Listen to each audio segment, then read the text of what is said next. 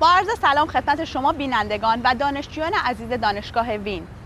موضوع درس امروز ما راجع به چرخه حرکتی در مجتمع‌های تجاری و شاپینگ سنترها هستش که اون رو در قالب چند برنامه تقدیم حضور شما می‌کنیم. با هم به تماشا می‌نشینیم. خب اول یه بحث عمل کرده. مسیرها تو شاپینگ سنتر خیلی مهمن دیگه. دو تا پروژه نمونه رو با هم دیگه باز می‌کنیم که بعد هر کی داره فیلمم ادیت می‌کنه عکسای لامسی رو بذاره. بعداً یا اد کنه به عنوان اتچمنت. ولی بحث چیه؟ دو نوع پروژه وجود داره. یکی شما وارد یه شاپینگ سنتر میشین، ورودی، از یه مسیری میرین، از یه مسیری هم آخر خارج میشین. حالا ممکنه یه سری خروجی‌های اضطراری وجود داشته باشه. مثالش مثلا تو خیابون جمیرا اون مرکاتو یه در اصلی داره، چند تا خروجی فرعی هم در کنار داره. و بعد یک خیابان مثلا شما ازش وارد میشین، درست که یه لوپ دور داره که این لوپه به جز اون یک میدون داخلی هم داره. یه میدون داخلی که معمولا وارد میشین، تو این گوشت مغازه حالا اومده توش ساب سیستم یه سری راه‌ها داده، ولی باز در یه جای خروجی داری. از خیابونای اطراف هم در مغازه یه چیز مهمه، لودینگ آن لودینگ، یعنی کالا باید بیارن توش. لودینگ آن لودینگ هم همیشه چیه؟ در کنار خیابان‌های فرعی صورت میگیره. چهار طرف مرکاتو خیابونه، لودینگ آن لودینگ کالا از این ور صورت میگیره. همیشه هم یه جا داره که میره قشنگ باید رامپ داشته باشه، باید همه چیز داشته باشه که کالا رو برای همین در یه طراحی اول باید فکر کنیم این مغازه‌ها میخوان بار بیارن توش، چه جوری بارو میارن. برای من مثلا در این پروژه اینه که خب پارکینگ حتما میبرن تو پارکینگ، از تو پارکینگ میخوان بیارن. خب اگر الیویتورهایی که میخوان بیان بالا هیچ کدوم برای مغازه‌ها طراحی نشده باشه، خب پروژه اصلا از نظر عملکرد زیر سوال میره دیگه. یعنی حتما این مغازه‌ها باید یکی جنس بیاد بذاره توشون. یکی از پس دو تا مسیر همیشه ما تو هتل داریم، تو یکی مسیر کارکنان، بار و غیره، یکی مسیر مشتریه. یعنی دو تا مسیر تو هتلامون بعض وقتا یک هتل بچه جوونی که بد طراحی میکنه مثلا مسیر مشتریش با مسیر کارکنان همش قطع میشه. دست که این دو تا نباید قطع بشن. یعنی مشتری وقتی میاد مثلا میاد تو رسپشن چیزشو میکنه، بعد مثلا چمدونش میده، بلافاصله چمدونش باید از یه قسمتی که ازش میگیرن بره از یه سرویس لیفت دیگه بره بالا، از یه آسانسور دیگه بره بالا. و کارکنان که میان سر کار از ورودی اصلی وارد نمیشن، اونا باز از یه ورودی دارن که میرن لباساشون رو عوض میکنن، رختکن دارن، همه چیز وارد مجموعه کاری میشن. یعنی همواره مسیر کار با مسیر کسی که میخواد از شما چیزی بخره فرق داره و این دو مسیر خیلی مهمه. اول تو ایدئوگرام قبل از اینکه شلوغ کنیم همیشه گفتیم چی؟ ایدئوگرام میکشیم.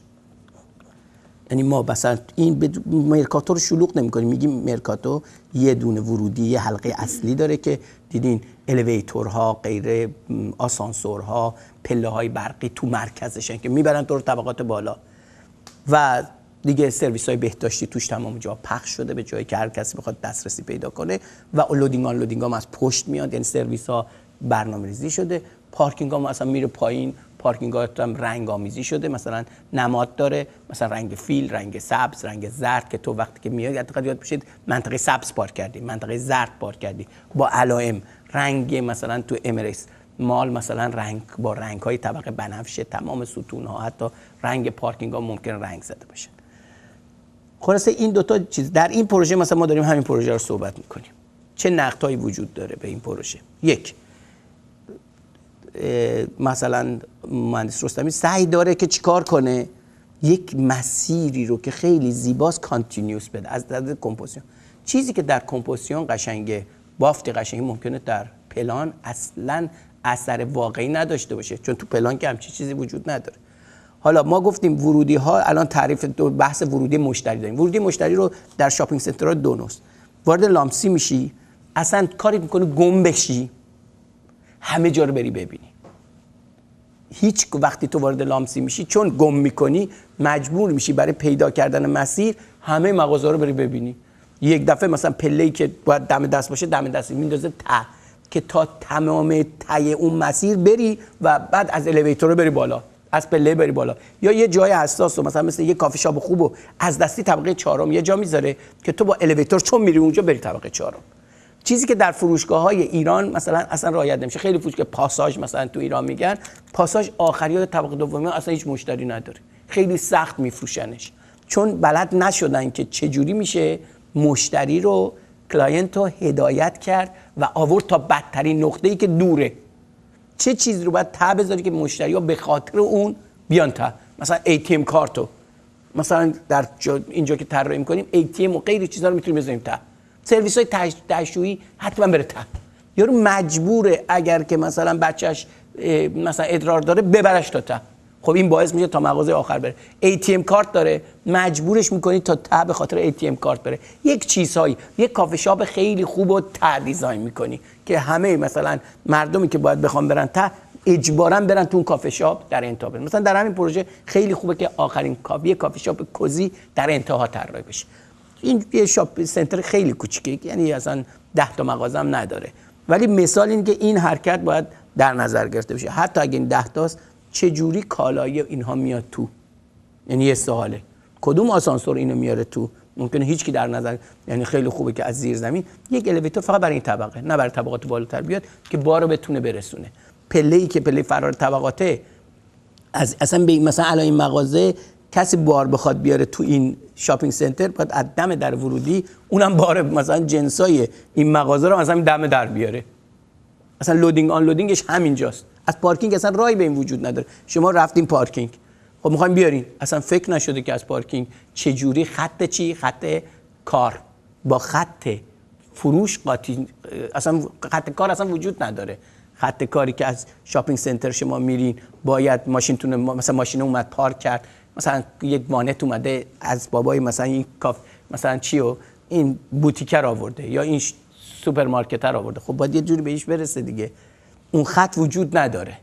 در صورتی که طبق ضوابط استاندارد اضافه میکنه که باید برای کارکنان اینجا سرویس بهداشتی مخصوص، جای عوض کردن لباس، مثلا توی پروژه‌های ONGLT ما اجبار داشتیم که پشت اونا یه سرویس گذاشتیم، یه جا براشون گذاشتیم، جا برای عمومی، مثلا برای 20 تا که مثلا چیز بود سرویس رودشو پشت باید میذاشتیم، یعنی باید میومدن کارگر و کارمندا میتونستن بیان از اونجا. همه پروژه ها داره، مثلا این سنتر را بریم پشت اینا یه راه داره، شما میرین تو اینجا غذا میخورین، همین مثلا نهار میخورین تو این 1 یا 2 تو اینترنت سیتی، پشت اینا سرویس رود داره که به هم وصله و از اونجا شما میبینید مثلا ساندویچ مکدونالد مثلا گوشتاشو از جلو بیاره، نه، حتما از یک جا از پشت به این فیت میشه، پر میشه. فیت شدن پس خیلی مهمه. الان در این پروژه پس یک بحث درسی این که چیزی که قشنگه در پلان اصلا تو نما نیست.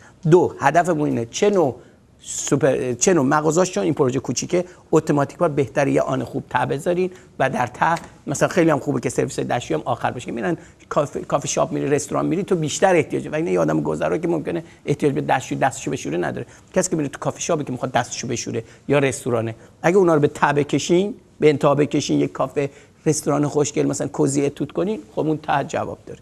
این کلا با یه گشایشی وارد شده، یه المان‌های گنده‌تر که مثلا 2 تا مغازه بزرگتر، یه مغازه رفت، اصلا کلا 5 تا مغازه، 6 تا مغازه، ولی باز این اصل باید رعایت بشه. راهروهای مثلا ما ایرونی‌ها راه بازارهامون، بازار خط اصلی مثلا اصلا همیشه کوچیک بوده، یعنی ما خیلی جالبه در بازارهای بکشی گندمون هم 6 متر این ور اون ورش نیست. بازار اصفهان به اون عظمتش وقتی میری مثلا این ور اینا مثلا غرفه هاست، خب مثلا این غرفه ایکس دیگه، این آدمایی که توش بری برام خیلی همیشه شلوغه، متراکمه، چون عرض زیادی برای اون همه جمعیت نذاشتن.